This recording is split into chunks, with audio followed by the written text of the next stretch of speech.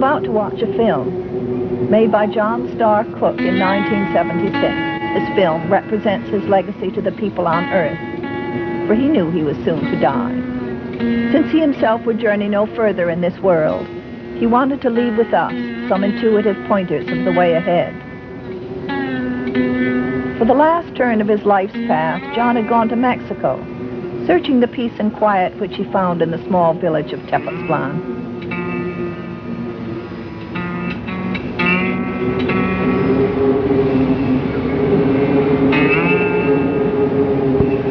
John was a magnetic figure, full of love and humor for all.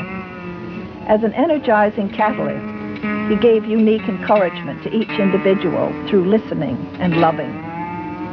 John had always been a seeker. He went from the Church of England to the Sufis of North Africa, from Pak Subu in Indonesia to Meher Baba of India, always searching. He read Gurdjieff and Madame Blavatsky, Alice Bailey, Krishnamurti, Carl Jung. But John could never be a follower, and though he remained in loving contact with all, he continued on his individual path. While he was with the Muslim sect, he was stricken with polio in Algiers and returned to California anchored to earth by a wheelchair for the rest of his life. In the next turn of the path, he would search deeper rather than farther. Since he was a little boy, John was captivated by the strange symbolic figures in the deck of the tarot cards. The 22 tarot trump cards are representations of fantasy images universally used by mankind. Down through the ages, instincts and hungers in the abstract unconscious can express themselves in us as symbolic personalities in order that we may understand them. The Greeks sculptured their gods, the African his masks. Hindus portray their deities, and Christianity uses its powerful symbol of the cross. So too, the tarot cards have been envisioned and painted by many to personify 22 of the most universal archetypes of mankind, such as birth, death, victory, love. The cards change as cultural aspects in the world change. At different times in his life, John was given detailed instructions from the unconscious on how to paint 3 decks of tarot, which you will see depicted in this film. After debating about its form, John decided he would give a direct tarot card reading from his own, the new tarot for the Aquarian Age. John, alas, did not live to see the film we are about to see. He died in August 1976. So here is John's last gift to the world, his prophecy of the Royal Maid. Enough. Sound the conch.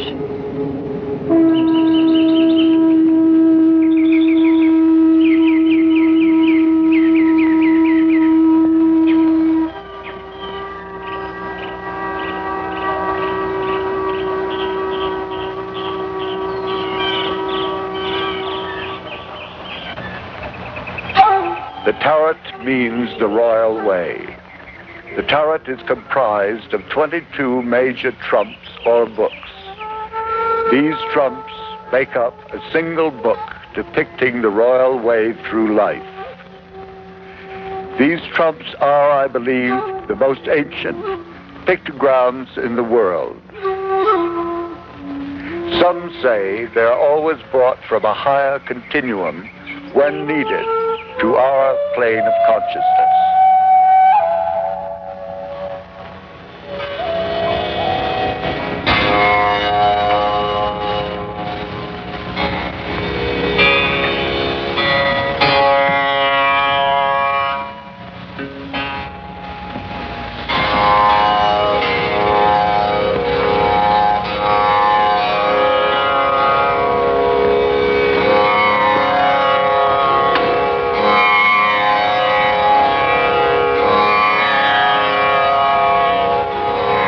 As man changes, these trumps change. The oldest extant deck is known as the Atlantean.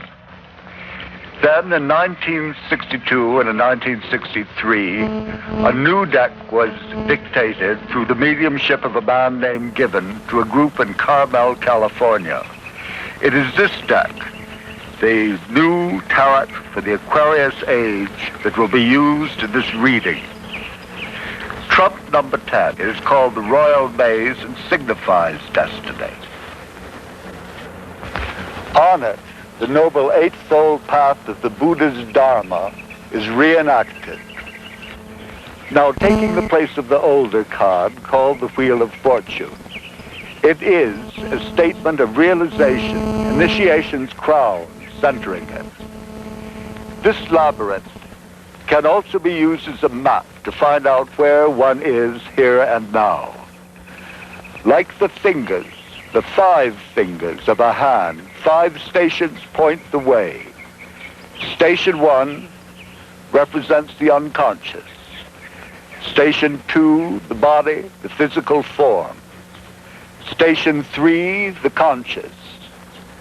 Station 4, the ego.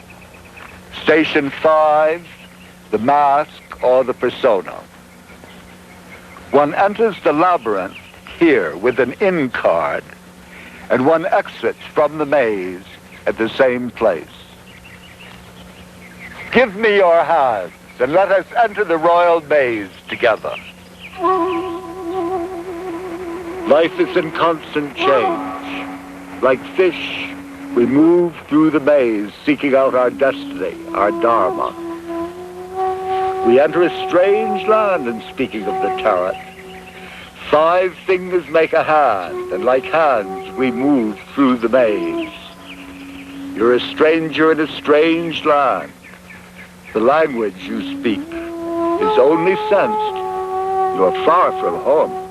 If you think you are home, you'll never get there. The day comes to each when he thinks he's home. But he isn't. But if you but knew one step more would put you home, always take one more step. Reach out and touch another, and then another, and another. Love them, touch them. The future lies in your own hand.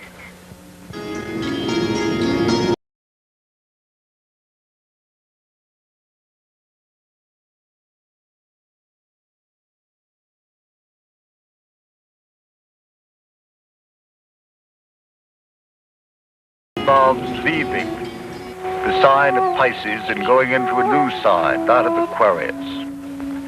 Now, the exact timing of when the Aquarian Age is coming in is a matter among astrologers of, well, there's much discussion about it because nobody can actually pinpoint when it will happen. But it's more or less around the time of the age of 2000. What does the age of Aquarius bring to us now? A new teacher? A new teaching? Jesus Christ said, watch the heavens, watch the stars for my second coming. Now, what did he mean by that? I say he was indicating that this new age entering would bring his words finally to a point where they would be understood. For Aquarius symbolizes the brotherhood of man. Our outer dogma and churchianity can now be replaced by each individual and his awareness of the one Godhead within. For just as when Moses' laws initiated the age of Aries and were enacted in the age of Pisces, now Christ's teachings in Pisces will be actualized in the age of Aquarius. Previous to every age, there's a tremendous speeding up, which indicates what will happen in the age to come. Therefore, let's draw cards right now to reveal to us what's going to take place in the age of Aquarius. Let's witness collectively what might take place in the next, say, 100 years. May we be guided by truth in this reading. May the tarot reveal to us the future of humanity.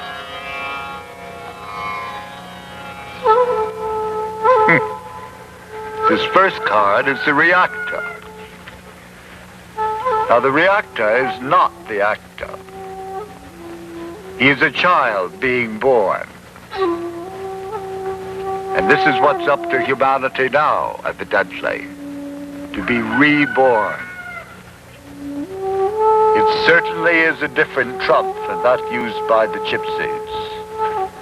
The earlier trump was thought of as an evil trump, an evil omen.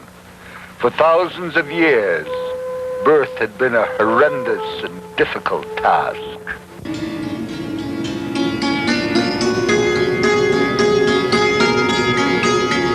Well, in the reactor card, one does not get the feeling that birth is or has been difficult. Here is the transition to the Aquarian Age demonstrated. Look, all the doors and the arches have been opened by this babe, who has just learned to stand and move forward. He holds in his hands two keys, with which he effortlessly opens those black and white doors simultaneously, without effort. Now, how does he do this? Who knows? Through love, through innocence. The reactor card is an extremely intuitive one. He reacts without thinking, and he reacts correctly. Here is the Atlantean trump. You see, we get the moon again at the top, opening a three-leveled pyramid. Down through the crack pour the other planets, with the sun held in the mouth of the dragon at its base. At that instinctive time, this was one of the worst cards.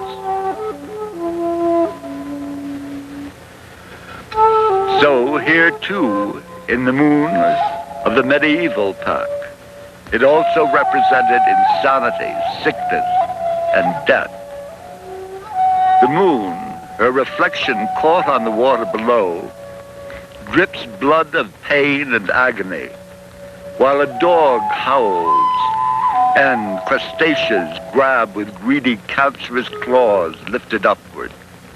This new card of the reactor is completely reversed. Now a dual crescent moon pours down a path of radiance. The silver crescents at each side are like parentheses around an interlude of life.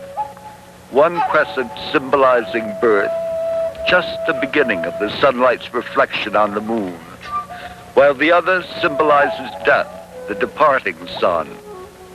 The two together form a circle, a bubble, within which an individual life is enclosed.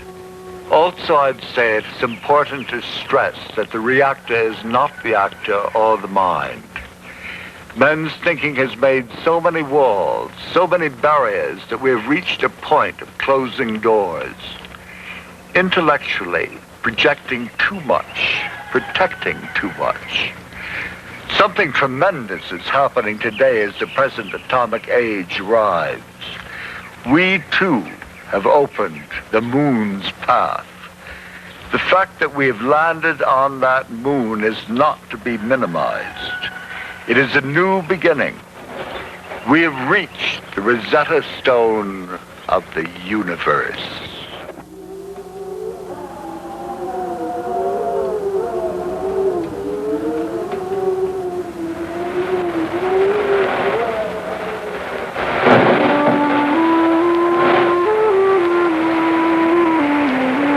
Now we come to the place of the unconscious, or that which is done to us from the waters of the collective being.